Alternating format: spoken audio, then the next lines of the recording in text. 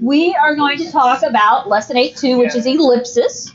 This is our second conic section. Technically, I don't really spend a whole lot of time talking about circles. I probably should spend more time talking about circles, but circles work very similar to ellipses. Okay, so ellipses being, as we look at it, as non-math people, we're going to call it an oval, right?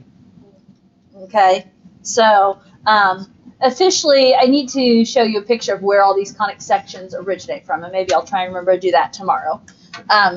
So the ellipse, by definition, it's a set of all points in a plane whose distances from two fixed points have a constant sum. The fixed points are called the foci because we have not one focus now, but we have two focuses. It's called focuses. The foci. If you want to call it focuses, you call it focuses. But foci is officially the plural for focus. They call octopi. Okay, so now with that in mind, you'll notice in our picture, and again, you have a picture which has all of your labels on it while you get accustomed to what's where. Yeah. Excuse me. Your foci are inside your ellipse, okay? And those are the 2 points who, what it's saying is, when you draw this ellipse, every place on this ellipse, when you add the distance from one foci and the distance from the other foci, it will always be the same sum. Okay? It will always be the same sum. Okay. The line through the two focuses, see, that just sounds weird to me. No, it just, The line through the foci is called the focal axis. So it's labeled right here. The line through the foci is the focal axis. The point halfway through the focal axis is called the center. And we no longer have one vertex. We have two. So we have vertices. Vertexes. Okay? Now, the vertices Vertici. are the points where the ellipse intersects the axis. So right here, the vertices are your points at the end of the longer axis. So they're on that focal axis. They're at the end of the longer axis. So they are more your length. They indicate the length of the ellipse, if you will, assuming the length is the longer direction and width is more the shorter direction. The longest line going midway through the ellipse, so what I was just talking about, is called the major axis. So from vertex to vertex is a major axis. And if that's the major axis, then the other line, the shorter line, what I kind of referred to as the width, is your minor axis. Okay? So this will be a picture you'll want to refer to about what's what. Because we're going to do similar stuff as we did yesterday, as in, okay, here's the vertices, here's the center, write an equation. But, we're going to do some of that same type stuff. So, yes. So when you get to where there's one like this and like this, will the minor and the major axis flip?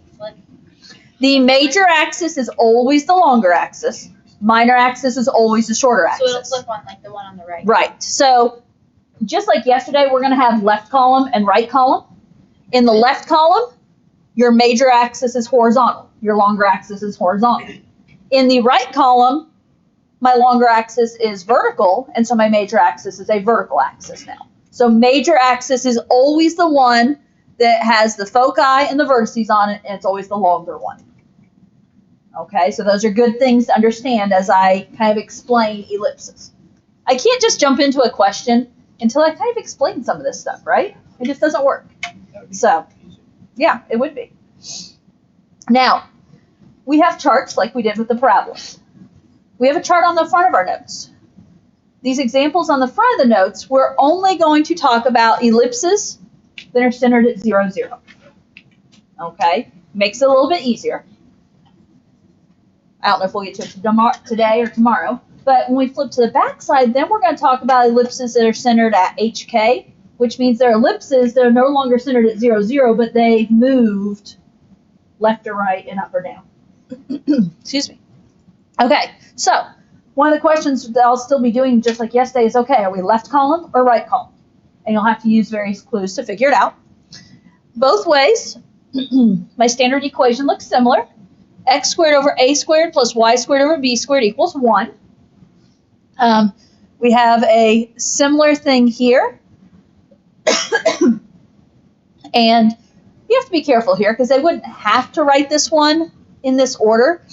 But what you'll end up finding out is that if it's a first column ellipse or left column ellipse where it is a what I'll call a horizontal ellipse and your longer axis is the horizontal axis, x squared is going to be over a squared. And a is always going to be longer than b. Over here, the difference is that my main axis is my vertical axis. And so you'll notice y squared comes first, and it's over a squared. Again, a squared is always bigger than b squared in the ellipse situation. Okay? Here we have the main axis, your focal axis is your x-axis, so that's horizontal, as opposed to over here, it's your y-axis. The foci are c values. Your major axis, your vertices are denoted by a values, and that's similar over here, okay? Your major axis has a length of 2a, because if you look here, my major axis, which is the longer axis, it goes out to a and out to negative a. So how long is that? That's a distance of a one way, a the other way, so it's a distance of 2a. Your minor axis will always have a length of 2b, okay? This 0b and 0 negative b, they don't really have names for them, but they are your endpoints of your minor axis. And then we have something called a Pythagorean relationship. It's a Pythagorean relationship. It connects a, b, and c values, but it's not the Pythagorean theorem, is it? It works very similar as a Pythagorean theorem, but you'll notice there's a sign change, right? So for ellipses, the Pythagorean relationship is a squared minus b squared equals c squared. And where that will be helpful, you'll discover, is when you know 2 out of the 3 of your ABCs, and you need to find the third. You can do a Pythagorean theorem like step, okay? So it'll make sense once we get there. So let's look at example 1. Okay, and we're going to go back and forth. Sometimes we're writing equations today. Sometimes they give us equations and say, okay, find this information. So they're giving me an equation. And they want us to find the vertices and the foci of this equation. Now, as you look at this equation, compared to the equations up above, what? We don't want a square root. And I see where you're going with it. But if we square root, we can't really square root that left side. So if you go back and look, we have 4x squared plus 9y squared equals 36. Go back and look at your standard equations here. We got one here, and we got one here. What differences do you know about the equation they gave us and the equation the standard equation? Because we can't really use any of this information in the charts until our equation looks like one of these. Huh? No, we do have x and y. It's just... It's not in a fraction. Okay, it's not in a fraction. Yeah. Okay? And it's not that it have to be in a fraction, but... What do you notice about both of these equations on the right? Both equal 1. Does my equation equal 1 in my first example? No. And the other thing you'll notice, we talked about they're not in fractions. My x squared and y squared here, do they have coefficients? No. Okay, so biggest thing I want you to think about, in order for this to be in standard form, I need my equation to equal 1. So, thoughts? There's 2 different ways we can go with this, but there's a way we have to go. But my question is, how can we make that 36 become a 1? Like an ax plus by being a factor. No. How do we make 36 become 1? You're going way too complicated here. Divide by 36. Okay, divide by 36. I guess. If you said subtract by 35, I agree, but that's not going to help me here. Okay, so let's divide by 36. Now, if I divide 36 by 36, what do you know I'm going to say? Okay. We could have done it to the power of 0. As I said, there's not just one way to make that 36 become a 1, but this is the option I need here. We're going to divide by 36. If you divide 36 by 36, we need to divide all terms by 36. Now, as we clean this up, what do you know about 4x squared over 36? Or let me ask, what do you know about 4 over 36? 4 over 36 is 1/9, right? So does it make sense if I say that this equation is x squared over 9? Or excuse me, that fraction is x squared over 9? Yeah. Because I'm reducing 4 over 36 to become 1/9. I just don't need to write the 1. Plus 9y squared over 36. What do you know about 9 over 36? Okay, 9/36 reduces to 1/4. So this is y squared over 4 equals 1. Okay, guys, does that look a little bit more like what we're looking for? Yes. Now, for us as beginners, officially my equation is x squared over a squared and y squared over b squared. Well, okay, first of all, we do need to notice which one is bigger, the one under x. Okay? And if the one under x is bigger, which column am I talking about here? The left column. Okay, because A is always bigger. So this is going to be left column. We'll talk more about that in a moment. But regardless, it's x squared and y squared over a squared and b squared. That's not really in an a squared and b squared form. How can I rewrite 9? So I'm going to rewrite this, because we're beginners, as x squared over 3 squared. How can I rewrite 4? 2 squared. So y squared over 2 squared. And I'm doing this because we're beginners and we need the visual. Okay? That's the only reason I'm doing this. I'm not saying you always have to do this. So with that in mind, I have 3 and I have 2. Those are my a and b values. A is always bigger, which means that a is 3 and b is 2. Now, we did already decide, because my bigger value is under x, we just talked about how this is going to be a left column type problem, right? I'm not saying you have to write that down. Again, I'm just trying to give us all the hints we can. So, and when I say it's the left column, that means it's in the form x squared over a squared plus y squared over b squared equals 1. Okay, what do we have to find? Vertices and foci. So, what does it say in my chart about vertices? Is it plus or minus a comma 0? Okay. Do we know our vertices? Yeah, what are my vertices then? Plus or minus 3 comma 0. And I am perfectly fine with you leaving your vertices as plus or minus 3 comma 0 in this scenario. Obviously, that could also be written as 3 comma 0 or negative 3 comma 0. Okay. We were also asked to find foci. What's my formula for foci? Plus or minus c comma 0. What's c? We have to use the relationship. Yeah, do we have c? No. No, but what do we have?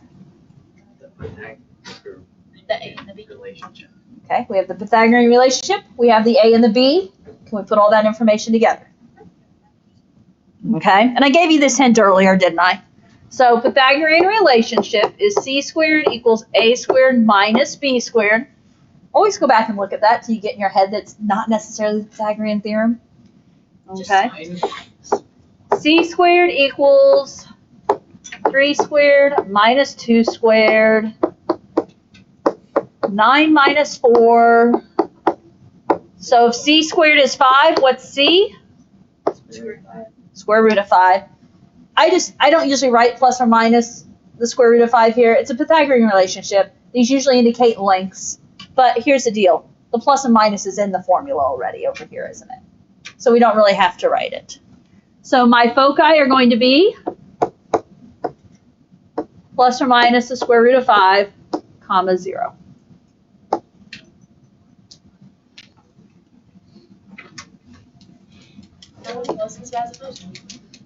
They vary, right?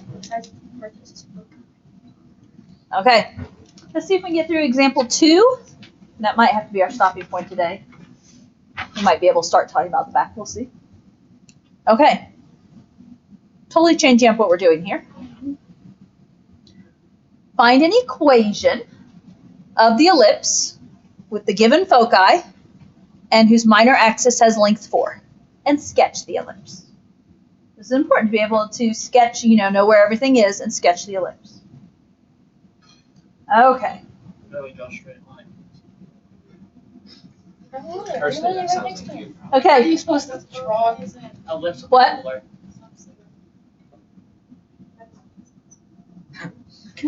Okay, I'm glad you said that because I was struggling with what did she mean. Does not compute. It's 0, -3, not -3. Right. Okay, so what does that mean? Good, no. Instead of left column like the last one, Right. it's right column. Because if you go and look at our foci, these foci are in the form of 0 plus or minus c, yes? And 0 plus or minus c means that this is a right column type problem. It's like political. No, don't go there. This is not your econ or government class. This is math. Let's stay with math. Okay, so Far right today. if this is a right column, then we're going to be looking at doing y squared over a squared plus x squared over b squared equals 1. That's what we know right now. If my foci are 0, -3, and 0, 3, what is c? 3 plus or minus 3. Officially, c is just 3. Okay? Because my foci were 0, -3, and 0, 3, that form is 0 plus or minus c. C is 3. Okay? What else do we know?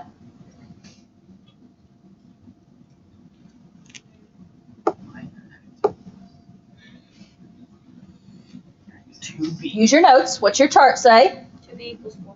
Okay? Minor axis has a length of 2b. Minor axis has a length of 4. Thus, 2b equals 4 and b equals 2. Okay? What are we missing to be able to write this equation? We're missing a. Pythagorean relationship. We know b and c. In order to find a, we can use the Pythagorean relationship. So c squared equals a squared minus b squared. What do we have? 3 squared equals a squared minus 2 squared. You do your math. Meet me in the end.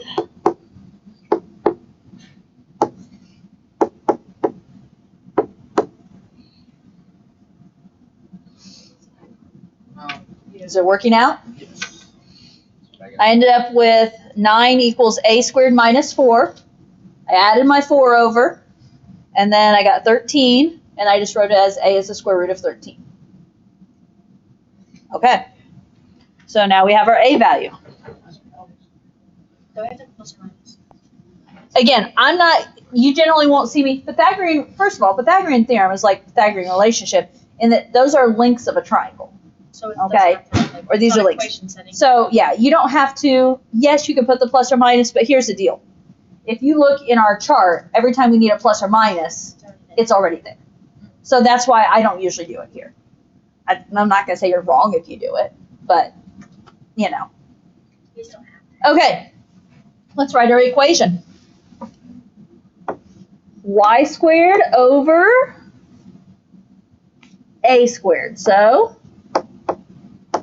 square root of 13 squared plus x squared over b squared, so 2 squared, equals 1.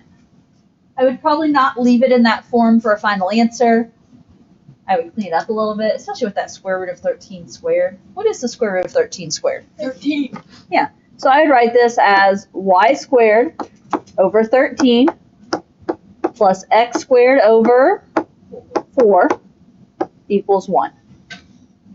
Now, this is supposed to be a right column problem. Did my value under y end up bigger? And it did, as it should, okay? Now, that is our equation. Now we're being asked to sketch. And I don't know if you noticed, I obviously left room for a graph. Hopefully you left room for a graph somewhere. So I'm going to, this is centered at 0, 0, so I'm just going to put a set of axes here in the middle. Plus. Whoops. Now, what do we know? It's gonna go to 13 and 4. I hope not. I didn't allow for that. Okay, so, okay, first of all, this is a, well, let's go ahead and put the foci on here. Okay, where are my foci?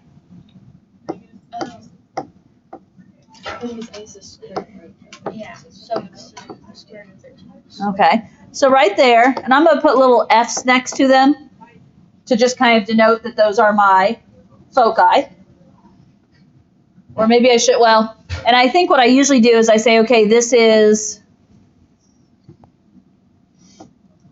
was C equals 3, wasn't it? Okay, so my foci come from the fact that C is 3. I guess that's technically negative 3 down there, but, okay.